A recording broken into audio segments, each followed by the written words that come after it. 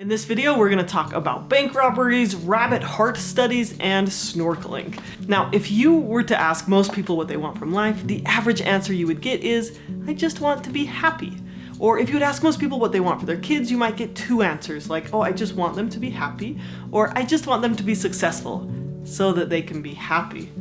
We are drowning in a culture of happiness. 4,000 books a year are written on happiness. Google searches for happiness have exponentially increased. Products promise happiness, food commercials promise happiness, and happiness is extolled as the highest virtue. But here's an interesting thing.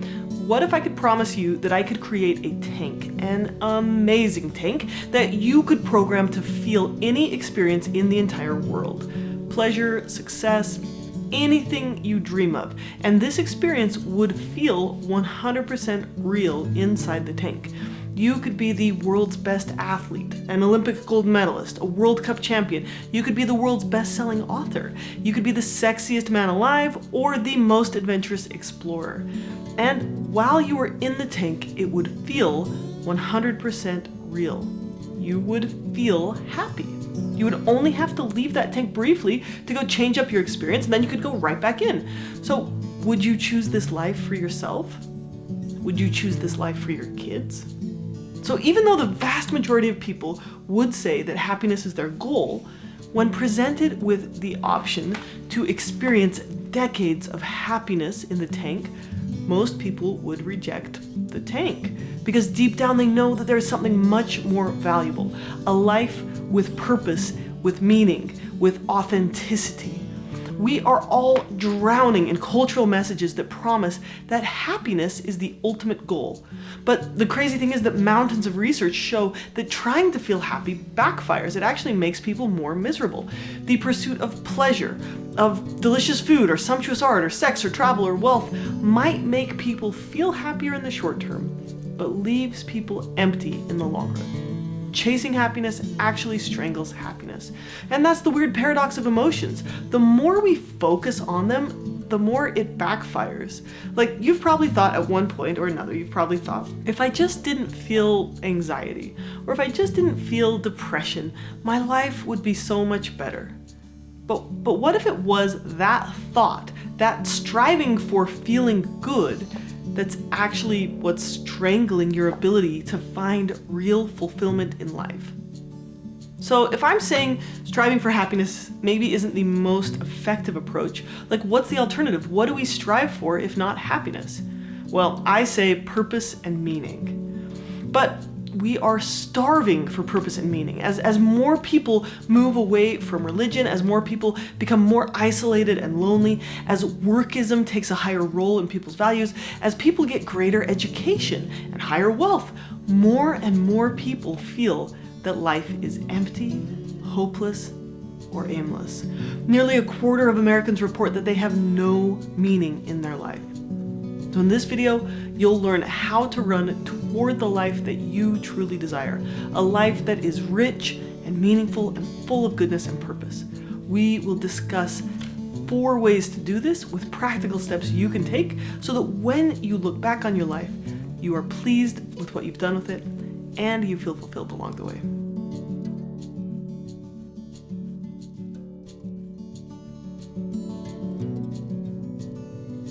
Okay.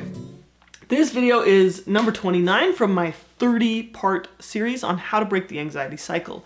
Now, you may be taking this course or watching this YouTube video in the hopes to make anxiety go away, to stop feeling bad, to start feeling good, which, by the way, is a subtle form of hedonism. And while I am confident that you can decrease your anxiety, it's going to be a little bit paradoxical because pursuing the meaningful life that you yearn for will be way more powerful than trying to not feel anxious. Nietzsche said, "He who has a why can endure any how." A meaningful life makes discomfort purposeful. Let me give you another example from the book, The Power of Meaning. And just so you guys know, this video is a summary of that book, The Power of Meaning. Now, most people would say that reading the tabloids gives them a sense of pleasure, and caring for a sick relative is stressful, more stressful, and kind of unpleasant. But if you asked most people to choose between dedicating years of your life to reading tabloids or caring for a relative, they would agree that caring for a relative even though it comes with more stress, would lead to a better life, a more fulfilling life. Running from discomfort, even running towards happiness, can often interfere with actually achieving lasting joy and fulfillment in life. And living a purposeful life is like climbing a mountain. It's much harder than coasting downhill. A life of purpose and meaning is often uncomfortable, but absolutely worth it. And in the long run, it leads to greater lasting joy. But finding meaning is something that most people don't know how to do on their own, and there's less and less emphasis on this in education or in society than ever. I am not going to focus on all of the evidence that shows that university students are now educated much less in finding meaning than in making money than in the past, or the studies that show that unhappiness doesn't correlate with suicide nearly as much as meaninglessness. But instead, we are going to learn about the 4 ways to pursue a rich and meaningful life, starting today. Okay, so here is the first pillar of meaning. It's belonging. During the 1800s, doctors were just beginning to learn about germ theory, and so in an attempt to protect infants and children from infections, they forbid the doctors and nurses from interacting with them. And that ensured that the hospital environment remained sterile, and they were also following the advice of popular psychologists, so they fed these infants on like a timed schedule. They did not comfort them when they cried, and they just didn't interact with these children at all. And in the orphanages that followed this practice rigidly, the mortality rate was like 90 to 100%.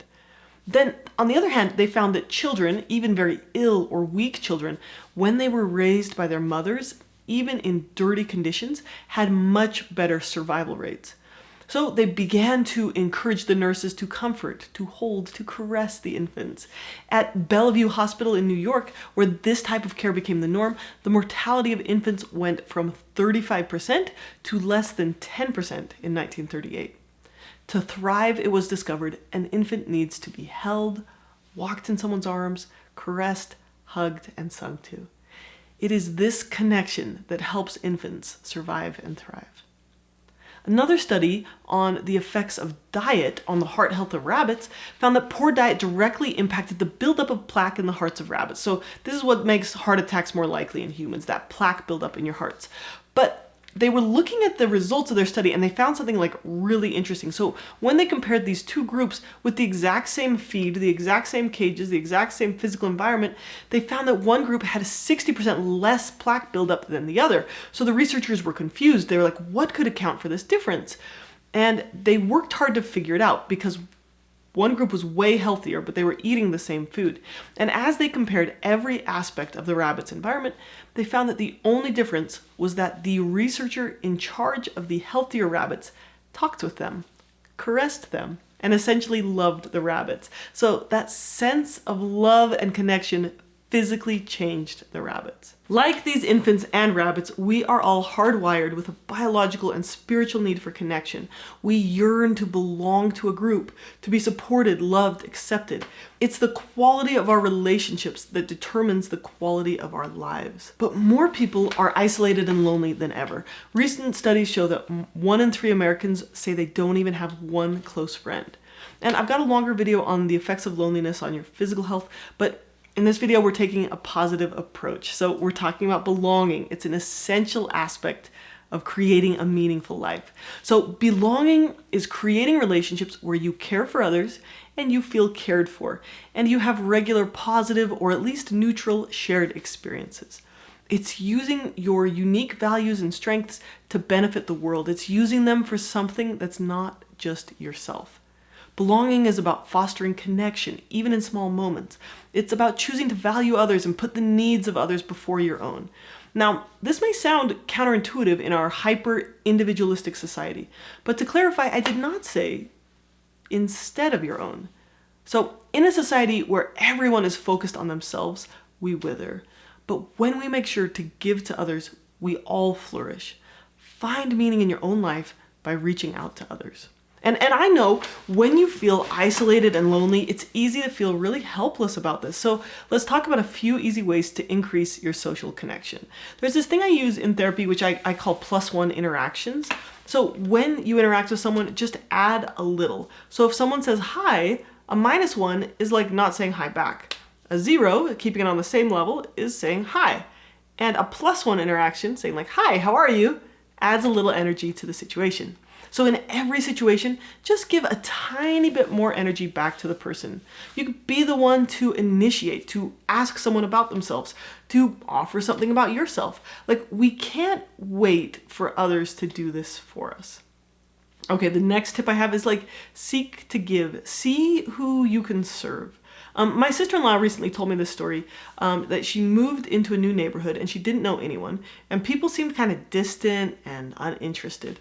So she decided to host a dinner on her front lawn, and she invited all the neighbors, and she like put up posters so that people knew they were invited. And pretty soon a lot of people came, and some of them who had been living there for years, they didn't know each other, but everyone seemed happy to talk and connect and share food.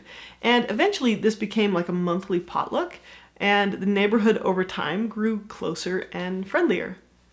There's like, it's just a simple thing, right? Hey guys, let's meet on my lawn one day a month, bring some food. I saw another example of this at the farmer's market. So I saw this elderly lady. She's in a wheelchair. She's on oxygen. Like, clearly she's not very mobile. But she was making balloon animals for the kids. And because of that, and she was just giving them out, she was surrounded by people. Like, there were like 30 people around her. And I imagine maybe during her week, she might be lonely and isolated. But, you know, balloons don't cost that much. So it's like a cheap way to love and give and interact with other people. I heard another story. My neighbor's grandpa, he was in the nursing home, right? He's in hospice. He's on, you know, his last half year of life. He went door to door in his nursing home, interviewing and recording life stories from the other residents. Like, he's connecting with them, he's creating meaning, he's creating history for the people around him and for their descendants. So it's like a simple way to connect in a situation where you're like, well, I'm trapped in this nursing home. What can I do? You know? Okay, I saw another story on Instagram about a homebound person who was volunteering with using an app to read things for the vision impaired.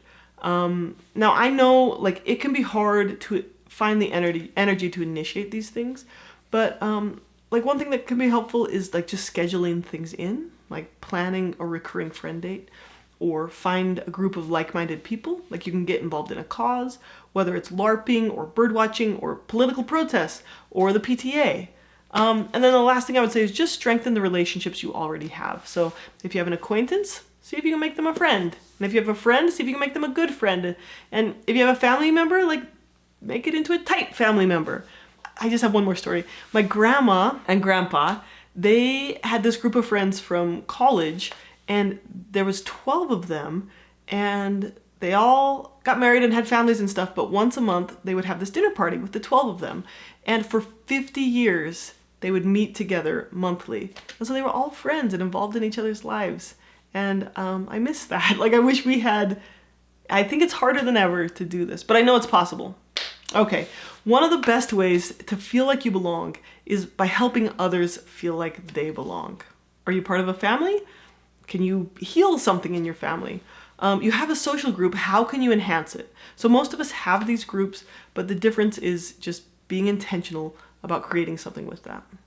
Okay, pillar number 2 is purpose. Our society makes at least 4 lies about happiness. Number 1, seek pleasure and avoid pain, which is basically saying hedonism is the goal. Number 2, money and power will buy that. Number 3, so your work is the most important thing about you. It's the best use of your time and your energy, and it defines your identity and your success as a human being. And I call this workism. And the 4th lie is that you can do it alone, individualism. Individualism tells you that focusing on what you want, or that being yourself, is the path toward happiness, that it's doing what you love.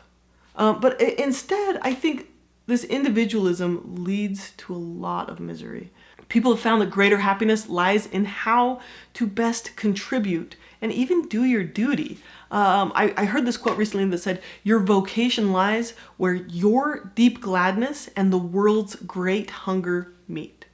And the 5th thing I would say is, like, I think the lack of spirituality and religion, the decline in that, is also making people feel less purpose and meaning. And I understand that that's tricky. For many people, religion doesn't work for them, at least the way they understand it. So pursue meaning, pursue a purposeful life in some way. Purpose is a far-reaching goal toward which we are always reaching. It involves a contribution to the world larger than ourselves. Now, identity is closely related to purpose. It's an idea of who you are, where you fit in the world, and how you contribute to those around you.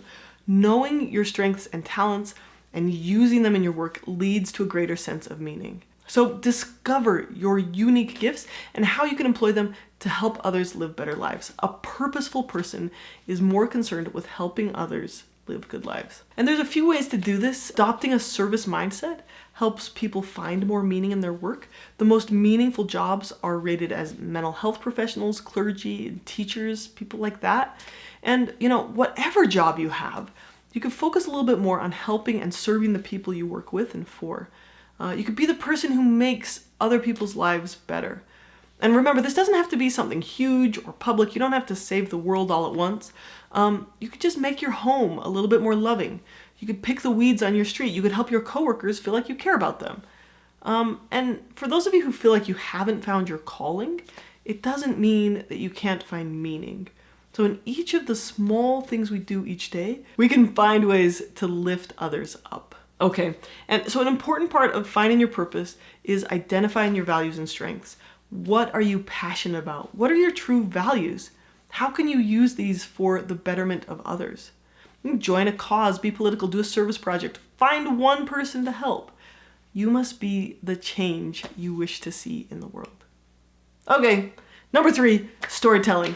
Here's a story from Counterfactuals. Let's say you normally go to the bank on Tuesdays, but this week you go on a Wednesday. There's like 50 people in there, and suddenly a robber comes in, and the security guard manages to tackle him, but shots are fired, one ricochets and hits you in the arm. The robber is taken to jail, and you go to the hospital with a minor injury. Nobody else got hurt. Are you lucky or unlucky? How you answer that depends on all the other things you bring into the narrative. Nobody else got hurt could go in 2 different directions. It could mean, oh, thank goodness, we all made it out of there with our lives. We are so fortunate or blessed. Or you could say, why me? Why did I have to be the one who got hurt? Why did I go on a Wednesday? This is so unfair. I was so unlucky or cursed, or I deserve bad things to happen to me. The way you tell the story determines how you interpret that situation. Storytelling is an act of creation. We take the facts and we fill in the meaning with our own interpretation. The Moth Radio Hour is a show where people tell some of the best short stories I've ever heard, but to get to that point where they're able to tell that story, they have to go through a little coaching. So everyone comes to the producer with these crazy experiences, but as they craft their facts into a story, they convert it into meaning. Storytelling is the essence of finding purpose and beauty and meaning in the pleasure and the pain and the hero's journey that we're all on. So as we work through our challenges, struggles, and pain, we are constantly editing and interpreting our own story. The Moth producer says that telling a story is like 10 years of therapy. We order the pieces and we make sense of our experiences. And this brings coherence and helps us make sense of life. But as we fill in the meaning into the details of our lives, everyone tells one of 2 types of stories: redemption stories or contamination stories. So effective people tell redemption stories. This is like rags to riches, forgiveness, overcoming weakness, finding the good in negative experiences.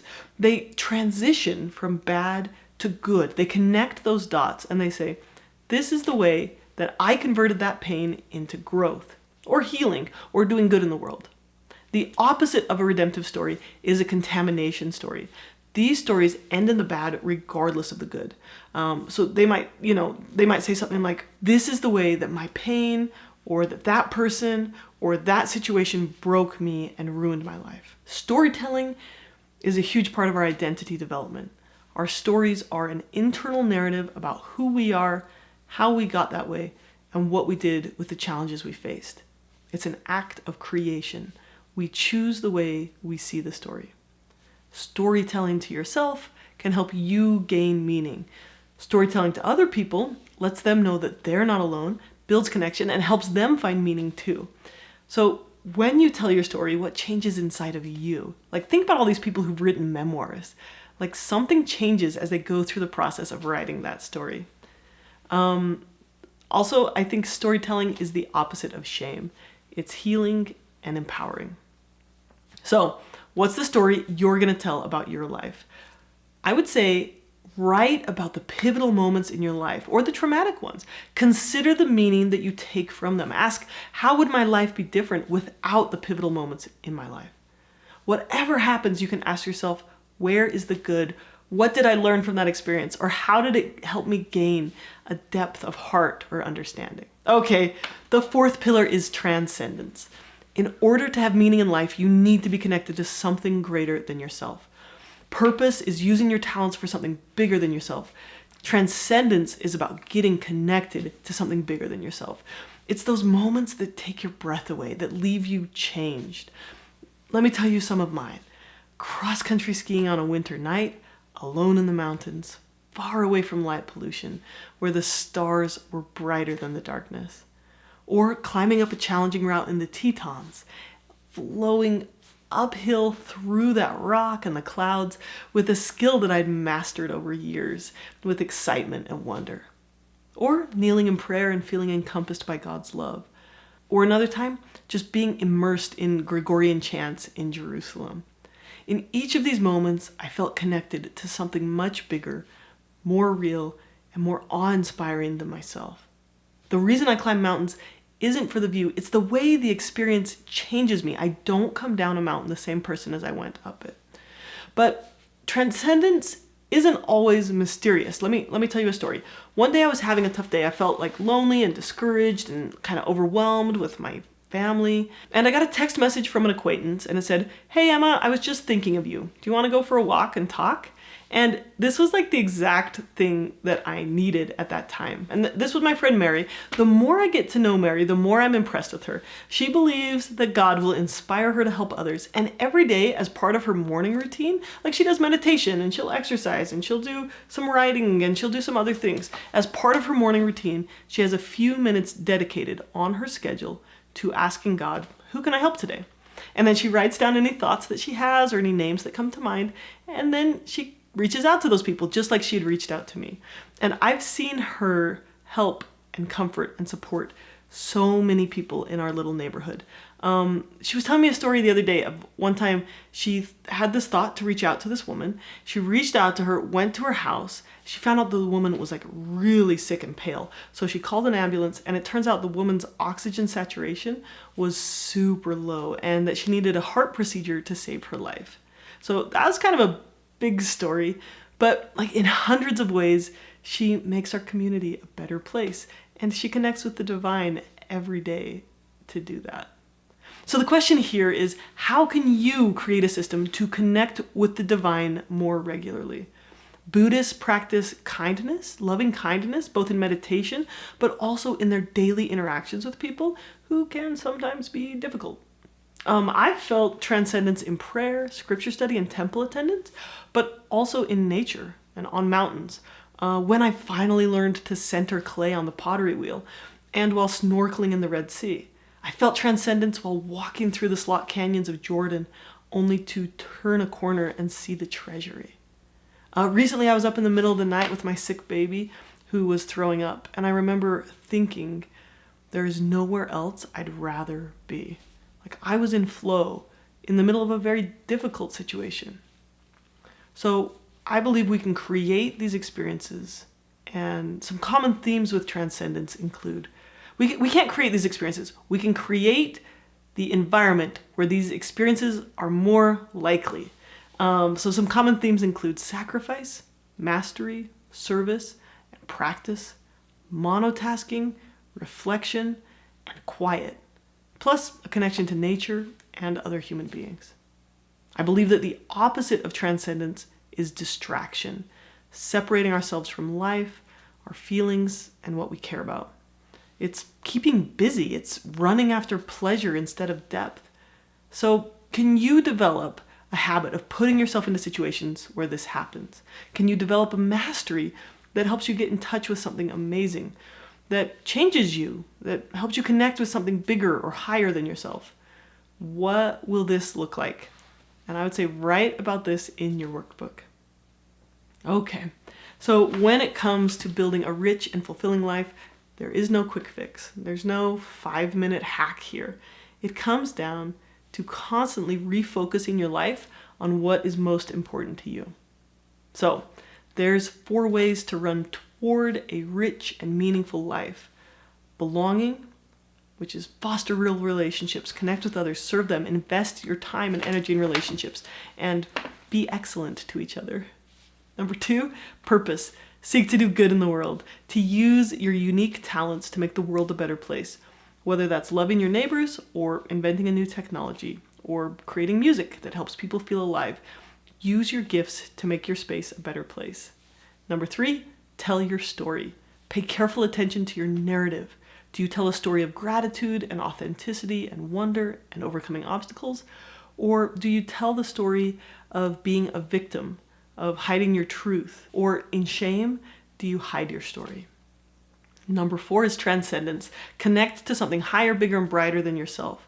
You create an intentional system where transcendent experiences are frequent, not rare. You live your life seeking beauty and mastery, even though they come at the cost of discomfort. As we near the end of this course, I hope you can drop the struggle with anxiety and instead run toward the rich and purposeful life that you care about. And that will include some discomfort, some stress or anxiety, and that's okay because the best things are sometimes hard and it's absolutely worth it. Okay, thanks for being here. Appreciate you all. Proud of the work you're doing, and take care.